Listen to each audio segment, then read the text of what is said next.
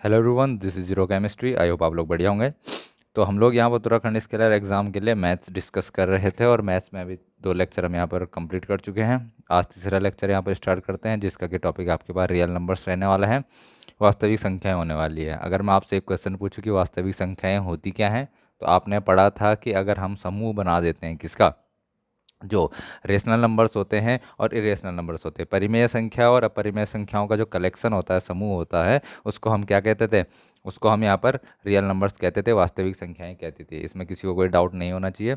But यहाँ पर अगर हम बात करें, हमारे पास जो रियल नंबर्स है वहाँ पर हमको पढ़ना क्या होता है, तो उसको डिस्कस कर लेते हैं आज।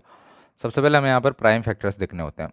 देखो, यहाँ पर मैंने आंसर सबके पहले ही लिखे हुए हैं, ठीक है, ताकि ज़्यादा यहाँ पर आप लोगों को टाइम ना लगे। मैं बेसिक्स आपको समझा दूंगा। अगर हम एक तरफ से सॉल्व करने पे बैठते हैं तो हमें बहुत ज़्यादा टाइम यहाँ पर लगने वाला है। मैं सिर्फ आपको यहाँ पर मेथड बताने वाला हूँ, किस तरीके से चीज़ें होती है, उसके आंसर्स मैंने यहाँ पर लिखे हुए हैं, ताकि हम यहाँ पर अपना टाइम यूटिलाइज कर सके और आपको ज़्यादा प्रैक्टिस करने के लिए टाइम मिल सके, ठीक है ना। तो चलिए, प्राइम फैक्टर्स के फॉर्म में हमें इन नंबर्स को, ये कुछ नंबर्स हमें दिए गए हैं, इन नंबर्स को प्राइम फैक्टर्स यानी कि अभाज्य गुणनखंड, अभाज्य गुणनखंड के रूप में लिखना है। कैसे लिखना है? अभाज्य गुणनखंड के रूप में यहाँ पर लिखना है। और अभाज्य गुणनखंड के रूप में इनको कैसे लिखा जाता है, तो ये बात हम यहाँ पर समझने की कोशिश करते हैं। अभाज्य गुणनखंड होते क्या है यार? जैसे मैं बात करूँ 4 है, तो 4 के मैं फैक्टर्स कर सकता हूँ 2 और 2, ठीक है, 2 और 2 एंड 1, ठीक है ना। इस तरीके से मैं फैक्टर कर सकता हूँ।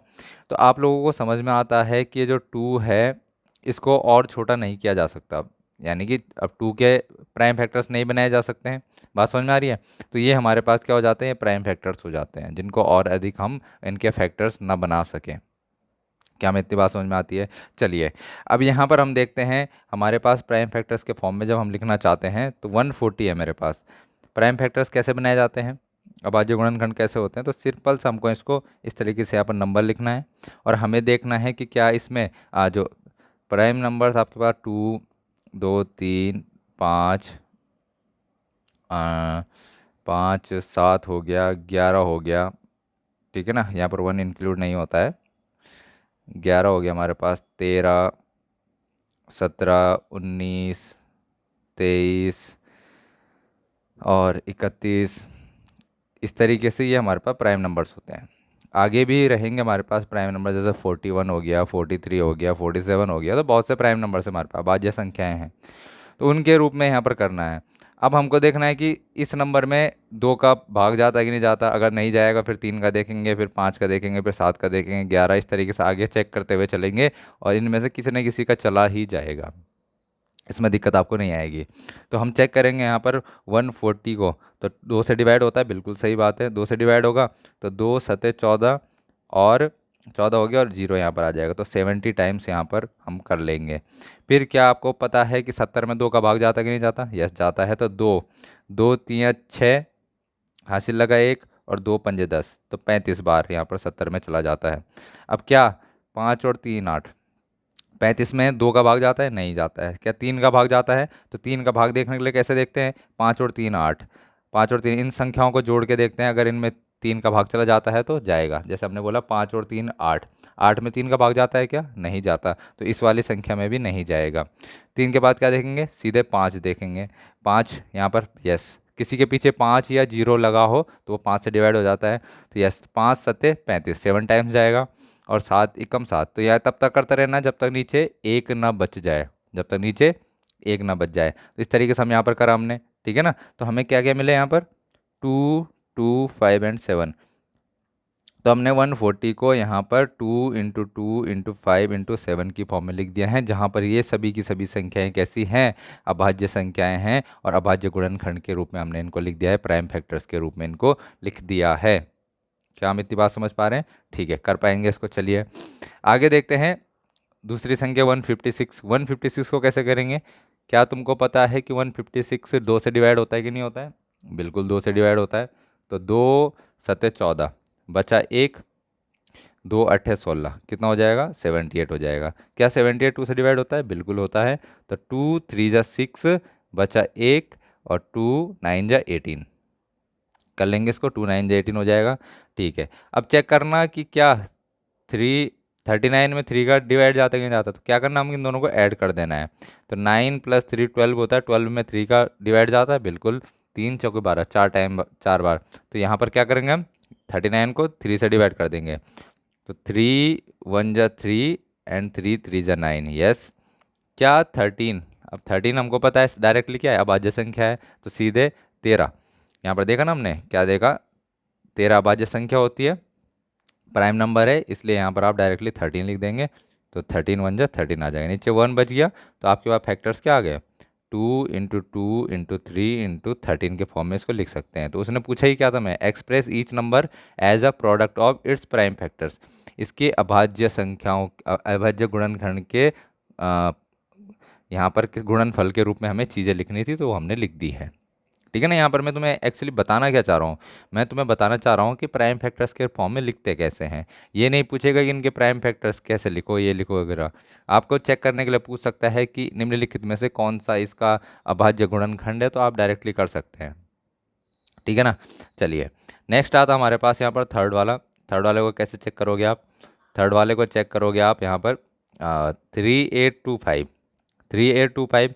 तो वही करना है भाई तुम्हें, पहले 2 से चेक करना है, फिर 3 से चेक करना है, फिर 5 से, फिर 7 से, फिर 9 से, 11 से, इस तरीके से चेक करते हुए चलना है कि किसी से डिवाइड हो रहा है कि नहीं हो रहा है। तो यहाँ पर आपको देखने को मिलता है कि पहला ये जो है हमारे पास, देखो 8 9 10 11 12 13, 13 और 5 18, 18 3 से डिवाइड होता है, इसलिए पूरा नंबर भी 3 से डिवाइड हो जाएगा। तो भाई इसको देख लेना, मैं यहाँ पर सॉल्व करके दे रहा हूँ तुम्हें, इसके गुणनखंड करके भी मैंने यहाँ पर लिखे हुए हैं। आपको ये मेथड आ गया होगा मुझे जहाँ तक लगता है। फिर आपको कौन सा चेक करना है, फिर आपको यहाँ पर 5005 चेक करना है, खुद से चेक करना है, ये मैं यहाँ पर करके आपको दे रहा हूँ, आप इसको कर लेना। यहाँ पर स्क्रीनशॉट या वीडियो पॉज करके आराम से लगे रहना, आंसर्स यहाँ पर चीज़ें आपको दी गई हैं। ठीक है। और ऐसे ही यहाँ पर जो फिफ्थ है, फिफ्थ आपके पास 7429, तो 7429 खतरनाक नंबर है, इसमें भी आपको डायरेक्टली यहाँ पर इनको देख लेना। तो ये क्वेश्चन प्रैक्टिस के लिए, आपके लिए प्रैक्टिस अगर इन क्वेश्चंस की आप कर पाओ तो बहुत बढ़िया है, क्योंकि पेपर में यहाँ पर से डायरेक्टली क्वेश्चन टकरा सकता है आपके पास। ठीक है। तो इन चीज़ों को आपको सॉल्व करना आना चाहिए। तो ये प्राइम फैक्टर्स के फॉर्म में लिखना, अभाज्य गुणनखंड के फॉर्म में लिखना आपको आना चाहिए, ये हमने यहाँ पर डिस्कस किया। आगे बढ़ते हैं। यहाँ पर एक इम्पॉर्टेंट चीज़ आपको, देखो किसी को कोई प्रॉब्लम होगी मैथ में तो मुझे पूछ लेना, ठीक है ना, कमेंट कर लेना। मैं अलग से नहीं तो तुम्हारे क्लासेस लेके आ जाऊँगा, जो लेंदी होगी बहुत। अगर किसी को कोई चीज़ें समझ में नहीं आ रही हैं तो मैथ में एक्स्ट्रा सेशंस हम कर लेंगे। बट अगर आपको मेहनत करनी है तभी बोलना, फालतू की बातें मत बोलना, ठीक है ना। फालतू में मत बोलना कि हमको ये कर दो, पढ़ा दो वगैरह, तभी बोलना जब आपको पढ़ना होगा। ठीक है ना, क्योंकि टाइम की बहुत किल्लत होती है, टाइम नहीं मिल पाता है ये सब चीज़ें करने के लिए, फिर भी हम यहाँ पर कर रहे हैं। तो आप लोग मेहनत करिए, आप लोगों के लिए सब कुछ हो रहा है। ठीक है, आप लोगों का सिलेक्शन हो जाएगा तो बहुत खुशी होगी। वैसे तो मैं जानता तो हूँ नहीं किसी को आप में से, ठीक है ना, बट फिर भी अगर मेरे पढ़ाई से किसी का एग्ज़ाम क्लियर हो जाता है तो इससे पुण्य का काम क्या हो सकता है। तो चलिए ये वाला क्वेश्चन आप लोग कर लेंगे, ठीक है ना। नेक्स्ट यहाँ पर टॉपिक मैंने जो आपसे कहा है, एलसीएम और एचसीएफ यहाँ पर आपके पास रहने वाला है। नेक्स्ट टॉपिक क्या रहेगा, एलसीएम एंड एचसीएफ। तो एक फॉर्मूला डायरेक्टली याद रखना, अगर तुम्हें दो नंबर्स दिए हों, जैसे कोई नंबर ए है एंड बी है, दो नंबर है हमारे पास ए एंड बी, और अगर आपको पता है कि ए और बी क्या है, और आपको इन दोनों के एचसीएफ या एलसीएम में से कुछ पता हो, इन दोनों में से कुछ भी पता चल जाए, एचसीएफ पता चल जाए और ए और बी पता चल जाए, तो आप उसका एलसीएम निकाल सकते हैं। या फिर अगर आपको ए और बी पता चल जाए, ठीक है, और एलसीएम पता चल जाए, तो आप एचसीएफ निकाल सकते हो। डायरेक्टली फॉर्मूला क्या होता है यार, ये समझो तुम, HCF into LCM equal to उन दोनों नंबर्स का यहाँ पर मल्टीपल, मैं मल्टीपल बोल रहा हूँ, प्रोडक्ट, ठीक है ना। तो L C F into H C F into L C M equal to A into B होता है हमारे पास, वो दो नंबर्स। तो यहाँ पर से अगर आप लोगों को तीन चीज़ें दे रखी हों और एक चौथी चीज़ निकालने के लिए बोले, इनमें से कोई सा भी बोले, तो आप उसको आसानी से निकाल सकते हो। जैसे इन्होंने यहाँ पर क्या बोला, क्वेश्चन समझो कि एच सी एफ दिया हुआ है दो नंबर्स का, 306 है और 657, दो नंबर है, इनका एच सी एफ है 9, और एल सी एम निकालने के लिए बोल रहा है। तो तुम्हें क्या क्या दे दिया, दो नंबर्स दे दिए ए बी और उनका एलसीएम दे दिया। तो तुम्हें पता है H C F into LCM बराबर दोनों नंबर्स का यहाँ पर गुणनफल प्रोडक्ट। तो कैसे कर सकते हो, यहाँ पर वैल्यू रख दोगे एच सी एफ की, 6 रखा तुमने, 9 रखा और 9 इसके अपॉन में चला जाएगा तो 9 आ जाएगा यहाँ पर। फिर 9 देखो कट होता है कि नहीं होता, तब 9 एकम 9, 9 एकम 9, 9 दूनी 18, 9 3 27 और 3 बचा, 9 चौको 36, 34 आ जाएगा। फिर 34 से मल्टीप्लाई कर देंगे 657 को, तो हमारे पास कितना आ जाएगा यहाँ पर 22,338 आ जाएगा। और यहाँ पर तो थोड़ा बड़ा सा भी क्वेश्चन, ज़्यादा बड़ा भी नहीं है, सिंपल ही है, ये पूछा जा सकता है क्वेश्चन भाई डायरेक्टली। यहाँ पर मार्क कर लो, इसको स्टार मार्क कर लो यहाँ पर से, ये बनने वाला क्वेश्चन है तुम्हारे एग्जाम में। बहुत क्वेश्चन बनता है यहाँ पर से, ठीक है। कॉन्सेप्चुअल क्वेश्चन है, थोड़ा डायरेक्टली फॉर्मूला लगा के आप इसको कर सकते हैं। और यहाँ पर मैक्सिमम चांस है कि यहाँ पर से क्वेश्चन बने ही बने, क्योंकि सिलेबस तुम्हारे पास थोड़ा सही दिया हुआ है इन्होंने, और उसमें से आपके 50 क्वेश्चंस बनने हैं। तो सोचो, टॉपिक्स कम है इनके पास मैथ में और क्वेश्चन ज़्यादा हैं, तो आपको इसको अच्छे से पढ़ना है, सिंपली आपके आंसर्स आ जाएंगे। तो ये इसका आंसर हो जाएगा। समझ में नहीं आती है चीज़ें तो मुझसे पूछ लेना, कमेंट कर लेना कि मैथ समझ में आ रहा है कि नहीं आ रहा है, बट ट्राई खुद से करना है पहले, तब जाकर यहाँ पर होगी चीज़ें। अब देखो, एलसीएम और एचसीएफ निकालना आपको आना चाहिए। किसी भी नंबर का एलसीएम पूछा जा सकता है, एचसीएफ पूछा जा सकता है। तो कैसे करते हैं, जैसे हमें 3 नंबर्स दे दिए इन्होंने, 12, 15 और 21, और बोल दिया कि इनका एलसीएम निकालो। कुछ नहीं करना है, तुमने क्या कर देना है, इनको एक इस तरीके से टेबल बनानी है, और यहाँ पर लिखना है 12, यहाँ पर लिखना है 15, यहाँ पर लिखना है 21, ठीक है। इस तरीके से चीज़ें करनी है। और अब यहाँ पर देखना है कि इनको किस से डिवाइड कर सकते हो। तो 2 का भाग जाता है 12 में, यस। 2 का 15 में भाग जाता है, नहीं जाता 15 में भाग, तो 15 को वैसे ही लिख देंगे डायरेक्टली। 2 का भाग 21 में जाता है क्या, नहीं जाता, तो 21 को डायरेक्टली वैसे ही लिख देंगे, किसी को कोई दिक्कत नहीं होगी इसमें। फिर देखो 2 का भाग जाता है क्या किसी में, यस। 2 का भाग जाएगा तो 2 3 6, 15 में नहीं जाता, 15 को वैसे लिख देंगे, 21 में नहीं जाता, 21 को वैसे ही लिख देंगे, कोई दिक्कत नहीं इसमें। फिर देखो 3 का भाग, क्योंकि 2 हो गया, अब 2 का भाग किसी में नहीं जाता है। अब 3, 3 एकम 3, बिल्कुल, 3 पंजे 15, 3 सते 21, ठीक है। अब 3 भी नहीं रहा, अब क्या आ गया, 5 आ गया। तो 5 एकम 5, 7 में नहीं जाता, 7 को वैसे उतार देंगे, ठीक है। और अब 7 एकम 7 आ गया हमारे पास, ठीक है। सब 1 1 हो गए। अब यहाँ पर इस तरीके से कर लेंगे। तो ये जो हमको मिले हैं 2 × 2 × 3 × 5 × 7, इसी सब का गुणनफल निकाल के जो आएगा वही हमारे पास क्या हुआ इसके लिए, यही हमारे लिए एलसीएम हो जाएगा। क्या किसी को इसमें कोई प्रॉब्लम है, आप मुझे कमेंट कर लेना अगर प्रॉब्लम होती है तो। बट ये बहुत सिंपल चीज़ है, आसानी से आप इसको कर सकते हैं, ठीक है ना। ये एलसीएम निकालने का तरीका है। एक और ट्राई करते हैं, चलो इनका एलसीएम निकालते हैं। अरे यार, 17, 23 और 29, तीनों के तीनों अभाज्य संख्याएं हैं, तीनों को मल्टीप्लाई कर दो, तीनों को क्या कर दो, मल्टीप्लाई कर दो। तो 17 × 23 × 29, देख लेना पहले कि सब अभाज्य गुणनखंड अभाज्य संख्याएं होती कि नहीं होती, प्राइम नंबर्स है ना सारी, 17, 23 और 29। इनमें एक तो खुद का भाग जाता है या एक का भाग जाता है, तो उसको हम क्या कहते हैं, वहाँ पर अभाज्य संख्या कहते हैं, प्राइम नंबर कहते हैं। तो 17 में अपना और वह एक का ही भाग जाता है, 23 में भी खुद का और एक का ही भाग जाता है, 29 में भी एक का और खुद का ही भाग जाता है। इसलिए यहाँ पर ये क्या है, अभाज्य संख्याएं हैं। और इनका एलसीएम कैसे निकलता है, इनको आपस में मल्टीप्लाई करके इनका एलसीएम निकल जाता है। ट्राई कर लेना, ये आपके पास आंसर आ जाएगा, ठीक है। सेकंड और थर्ड देखते हैं, क्या लिखा हमने, 8, 9 और 25, ठीक है। 8, 9 और 25, देखो कैसे निकलेगा इनका एलसीएम। कुछ नहीं करना है, डायरेक्टली लिख देना है यहाँ पर इस तरीके से। देखो 2 का भाग जाता है क्या किसी में, बिल्कुल, 2 चौको 8, और 9 में नहीं जाता, 9 को ऐसे लिख देंगे, 25 में भी नहीं जाता, 25 भी ऐसे ही लिख देंगे। फिर देखेंगे 2 का भाग जाता है क्या 4 में, यस। 2 दूनी 4, 9 में नहीं जाता, 25 में नहीं जाता, तो ऐसे लिख देंगे उनको। 2 का भाग जाता है 2 में एक बार, 9 में नहीं जाता, 25 में नहीं जाता, ऐसे लिख देंगे। फिर देखो 3 का भाग जाता है क्या किसी में, यस। 3 का भाग जाता है, तो 3 3 9, 25 ऐसे लिख देंगे, क्योंकि 25 में 3 का भाग नहीं जाता है। 3 का भाग जाता है 3 में, 3 × 3, 25 में नहीं जाता। अब 5 का करेंगे 0, ये 1 1 हो जाएगा, और 5 पंजे 25 होता है। और 5 का देखेंगे तो 5 × 5, अब सब में 1 1 1 बना देना हमें नीचे। यहाँ पर जितनी चीज़ें आपको दिखी हैं इन सबको मल्टीप्लाई करके लिख देना है। सबको क्या कर देना है, मल्टीप्लाई करके लिख देना है। आपके पास यहाँ पर क्या आ जाएगा, इसका आंसर आ जाएगा।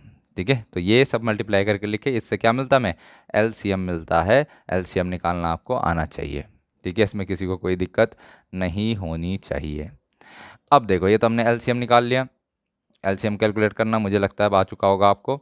नहीं आया है तो आपको ट्राई करनी है चीज़ें। ठीक है ना, हो जाएंगे आसानी से। अब हमें एचसीएफ निकालना सीखना है। क्या सीखना है कि किसी भी नंबर्स के लिए एचसीएफ कैसे निकाला जाता है। तो एचसीएफ निकालने के लिए तरीका हम देखते हैं। कुछ नहीं करना है तुम्हें, नंबर्स लिखने हैं। हमने बोला 12, 15 और 21 तीन नंबर्स हैं। शॉर्टकट तरीका बता रहा हूँ, ठीक है ना, क्योंकि हमें एग्ज़ाम में तो हमारा आंसर निकालने से मतलब है। हमारे कोई स्कूल के एग्जामिनेशन तो है नहीं कि हमें लिखने पड़ी चीज़ें, हमें सिर्फ आंसर से मतलब है। तुमको डिफरेंस देखना है इनका, कि इनके बीच में कितना डिफरेंस है। लोवेस्ट डिफरेंस देखना है, जैसे 12 और 15 के बीच का डिफरेंस कितना है, 3 है। 15 में से 12 गया 3 बचता है, 21 में से 15 गया 6 बचता है। ठीक है, तो सबसे कम डिफरेंस किस में है, यहाँ पर दोनों में से इन दोनों में डिफरेंस कम है। ये कम डिफरेंस है तो 3 डिफरेंस है। अब हमको देखना है क्या इस डिफरेंस से इन तीनों में भाग जाता है। 3 का भाग 12 में जाता है क्या, बिल्कुल। 3 चौको 12 4 बार जाता है। क्या इसका भाग 15 में जाता है, 3 पंजे 15, यस जाता है। क्या 3 का भाग 21 में जाता है, यस 3 सते 21। तो इन तीनों में 3 का भाग जाता है, यानी कि ये 3 ही यहाँ पर एचसीएफ होने वाला है। इन तीनों का एचसीएफ क्या हो जाएगा, 3 हो जाएगा। कैसे किया हमने, डिफरेंस देखना है नंबर्स का, और इन नंबर्स में जिसका डिफरेंस सबसे कम हो उसको हमको लेना है। जो डिफरेंस सबसे कम है उसको लेना है। उसके बाद चेक करना है कि क्या उस डिफरेंस से यहाँ पर इनमें भाग जा रहा है कि नहीं जा रहा। अगर पूरा पूरा भाग चला जाता है तो वही इनका क्या होगा, एचसीएफ होगा। क्या ये बात समझ में आई। ठीक है, अगला देखते हैं, अगले में ट्राई करके देखते हैं। जैसे कौन, अगला है हमारे पास 17, 23 और 29। 17, 23, 29 में आप देखेंगे कि 23 में से 17 घटाएंगे तो 6 आता है, 29 में से 23 घटाएंगे तो भी 6 आता है। डिफरेंस सेम ही है। ठीक है, डिफरेंस क्या है, सेम है। अब अगर मैं यहाँ पर आपसे बात कहूँ कि 6 का भाग जाता है क्या 17, 23 या 29, किसी में अगर तीनों में जाएगा तभी देखना हमें। हाँ, तीनों में से अगर एक में भी नहीं जा रहा तो वो नहीं होने वाला। जैसे 6 का भाग 17 में जाता है कि नहीं जाता है, तो बिल्कुल नहीं होगा, 6 तो नहीं होने वाला। अब 6 के फैक्टर्स करके लिखेंगे। 6 के फैक्टर्स क्या होते हैं, 3 गुणा आ गया, 2 गुणा आ गया 1। 6 के कितने फैक्टर होते हैं, 3 इंटू 2 इंटू 1। यहाँ पर ये फैक्टर है 6 के। क्या 3 का भाग जाता है 17 में, 3 का भी नहीं जाता है। क्या 2 का भाग जाता है 17 में, नहीं जाता है। तो क्या बचा, 1 बचा। मतलब इन तीनों का एचसीएफ क्या है, 1 है। कितना है इनका एचसीएफ, 1 है। ये बात ध्यान रखना, ठीक है ना। इनमें कुछ भी कॉमन नहीं है। ठीक है, 1 के अलावा इनमें कोई कॉमन नहीं है, इसलिए इनका एचसीएफ कितना है, 1 है। कर पाएंगे इसको। अगला देखो, अगला कैसे करोगे। 8, 9 और 25। 8, 9 और 25 बताओ मुझे ज़रा। 8 और 9 का डिफरेंस 1 है, तो सबसे छोटा डिफरेंस तो ये, इन दोनों में तो ज़्यादा डिफरेंस होगा 9 और 25 में। तो 8 और 9 में एक डिफरेंस है, एक ही इसका क्या होने वाला है, एक ही इनमें कॉमन होने वाला है। यानी कि एचसीएफ क्या है, एचसीएफ इसके लिए 1 हो जाएगा। ठीक है ना, सिर्फ 1 का ही, 1 ही ऐसा है जो इन तीनों को डिवाइड कर देगा। 1 के अलावा कोई नहीं है जो इन तीनों को डिवाइड करेगा। मुझे लगता है ये बात आप समझ चुके होंगे कैसे करना है इन क्वेश्चंस को। सिंपल क्वेश्चन है। एचसीएफ निकालना तो बहुत आसान है जब छोटी छोटी वैल्यूज दी रहे हैं। जब बड़ी वैल्यूज दी रहे हैं तब कैसे करना है, देखो। एलसीएम तो तुम्हें खुद से निकालना है भाई। एलसीएम मैंने यहाँ पर करके दे रखा तुम्हें, इसके लिए एलसीएम निकाल लेना। यहाँ पर मैंने करके दिया हुआ है, एलसीएम इसके लिए निकाल लेना। यहाँ पर मैंने एलसीएम करके दे रखा है, इसके लिए एलसीएम निकाल लेना थर्ड के लिए। ठीक है ना, तो इस तरीके से आप एलसीएम निकाल लेंगे।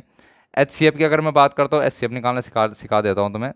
एचसीएफ कैसे यहाँ पर चीज़ें हो रही है, देखो। डिफरेंस कितना है इन दोनों का, 91 और 26 का डिफरेंस है, 65 का डिफरेंस है। इनमें कितने का डिफरेंस है, 65 का। तो मुझे बताओ क्या 65 का डिवाइड जाता है क्या 26 में, नहीं जाता है। 65 तो 65 एचसीएफ होगा, नहीं होगा। तो 65 को तोड़ेंगे, तो 65 को तोड़ के कैसे फैक्टर आएंगे हमारे पास, 5 इंटू 13 इंटू 1, 13 पंजे 65, 13 पंजे 65, एकम 65। ठीक है ना, तो ये 3 फैक्टर्स हो जाएंगे इसके, 3 गुणनखंड हो जाएंगे। मुझे बताओ क्या 26 में 5 का भाग जाता है, नहीं जाता। तो 5 क्या इसके लिए फैक्टर होने वाला है, नहीं। 5 यहाँ पर क्या होगा, एचसीएफ नहीं होगा। क्या 13, 13 जो हमारे पास है, 13 का भाग जाता है 26 में, यस। 13 दूनी 26। क्या 13 का भाग 91 में जाता है, 13 एकम 13 26, 13 39, 13 52, 13 65, 13 13 17 91, यस। 13 का भाग दोनों में जाता है, यानी कि एचसीएफ कौन, एचसीएफ इनका हो जाएगा 13।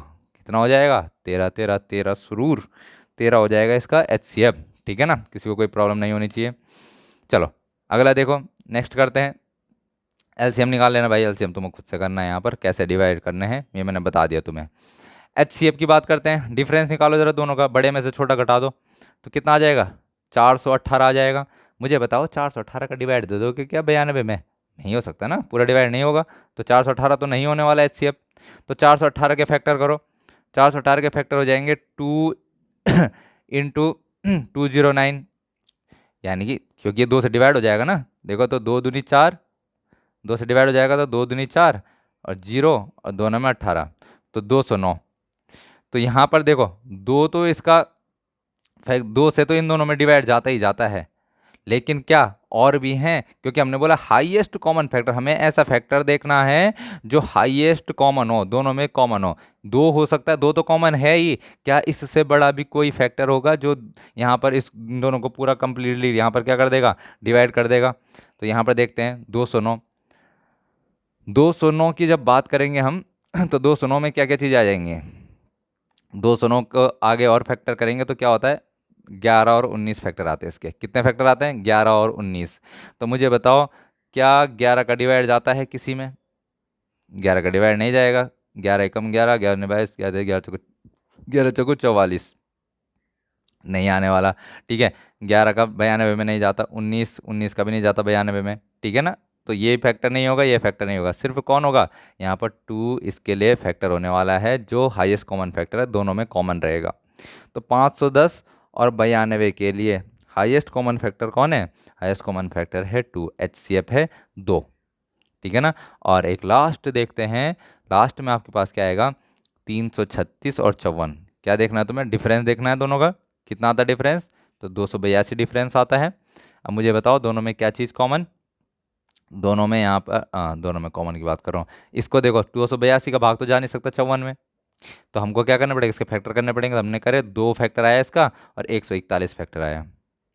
ठीक है, अब हमने देखा कि 2 तो बिल्कुल, हाँ चेक कर लिया हमने 2 है, तो क्या 2 तो है ही, बट हमें हाईएस्ट कॉमन मतलब जो सबसे बड़ा कॉमन फैक्टर है, जो सबसे बड़ा कॉमन फैक्टर होने वाला है वो हमको यहाँ पर फाइंड करना है। तो क्या 2 वो सबसे बड़ा कॉमन फैक्टर है, तो चेक कर लेते हैं। यहाँ पर देखते हैं 141, 2 से डिवाइड किया हमने इसको, तो 2 ही कम 2, 2 चौको 8 और 2 ही कम 2, तो 141 यहाँ पर आया। क्या 141 के तो फैक्टर किए जा सकते हैं, यस। देखो 4 5 और 6, यानी कि ये 3 से डिवाइड होने वाला है, इनका सम कितना आ रहा है, 6 आ रहा है, तो 3 से डिवाइड हो जाएगा, तो एक फैक्टर 3 हो जाएगा इसका। तो यहाँ पर 3 से डिवाइड करके देखते हैं, 3 चौको 12, 3 चौको 12 आ गया, और यहाँ पर 21, 3 7 21, तो 47, 3 गुणा आ गया 47। तो क्या 47 इन दोनों को डिवाइड करता है, 47 तो नहीं करता है भाई। क्या 3 इन दोनों को डिवाइड करता है, यस। देखो 3 एकम 3, 3 एकम 3 और 3 दूनी 6, क्या है समझ पा रहे हम, 336 को 3 कर देता डिवाइड पूरा पूरा, 3 एकम 3 और 3 अठा 24, ठीक है ना, 54 को भी कर देता है। तो यानी कि 2 और 3 दोनों के दोनों इन दोनों नंबर्स को डिवाइड करते हैं, तो हमारे पास HCF क्या आ जाएगा, 2 इंटू 3 आ जाएगा, यानी कि 3 दूनी 6, 6 वो हाईएस्ट कॉमन फैक्टर है इन दोनों का, जो इन दोनों को डिवाइड कर देता है। क्या ये बात समझे तुम, तो ये आप लोगों को ध्यान में रखना है, इस तरीके से इसको कर लेना है। थोड़ा अगर बड़े नंबर्स आ जाएंगे तो तुम्हें थोड़ी सी प्रॉब्लम हो रही होगी यहाँ पर, बट यहाँ पर प्रॉब्लम इसलिए हो रही होगी क्योंकि यहाँ पर हमें फैक्टर करने पड़ रहे हैं। लेकिन जो छोटे नंबर्स है, जैसे अभी हमने देखा था छोटे नंबर्स थे, छोटे नंबर्स में तो डायरेक्टली यहाँ पर वैल्यूज आ जा रही है, यहाँ पर आपको ज़्यादा प्रॉब्लम नहीं आएगी। ठीक है ना, तो पेपर में छोटे नंबर भी आ सकते हैं, बड़े नंबर भी आ सकते हैं, बस बात है प्रैक्टिस की। छोटे नंबर आएंगे तो जल्दी हो जाएंगे, और बड़े नंबर आएंगे तो आपको थोड़ा टाइम यहाँ पर लगेगा। तो अब उम्मीद है मुझे आप लोगों को चीज़ें समझ में आ रही होंगी। अब यहाँ पर अगर आप लोग क्या करना चाहते हैं, आप लोग मुझे बताना कि आप लोगों को गणित में चीज़ें समझ में आ रही कि नहीं आ रही, नहीं तो मैं इनको और डिटेल में यहाँ पर डिस्कस करूँगा, बट प्रैक्टिस तो तुम्हें ही करनी पड़ेगी साथ में। ठीक है ना। मैं यहाँ पर करा दूंगा, आप लोग नहीं करते हैं तो फिर आप लोगों को समझ में नहीं आएगा, क्योंकि मैथ अपनी कॉपी में करने में ही समझ में आती है। तो आपको कॉपी पेन लेकर यहाँ पर बैठना है, तभी जाकर आपकी चीज़ें समझ में आएंगी। तो यहाँ पर चलो बात कर लेते हैं थोड़ा सा। अगर आप लोग मुझे सपोर्ट करना चाहते हैं, आप लोगों को इसी तरीके से क्वालिटी कंटेंट चाहिए आपके एग्ज़ाम से रिलेटेड, तो आप लोग यहाँ पर मुझे सपोर्ट कर सकते हैं इस अकाउंट में पैसे ट्रांसफ़र करके। और मात्र 99 रुपये देकर आप लोग यहाँ पर क्या कर सकते हैं, मेरी मदद कर सकते हैं, ताकि आपको इसी तरीके का कंटेंट मिलता रहे आगे भी। चलिए मिलते हैं फिर नेक्स्ट लेक्चर में। कल फिर से यहाँ पर आपको 2 लेक्चर मैं प्रोवाइड करवा दूंगा। मैंने आपसे बोला था कि 1 जून से आपको डेली 2 लेक्चर्स मिलने वाले हैं। और इसी के साथ हम मिलते हैं फिर नेक्स्ट लेक्चर में, जो कि होगा आपके पास फिजिक्स का।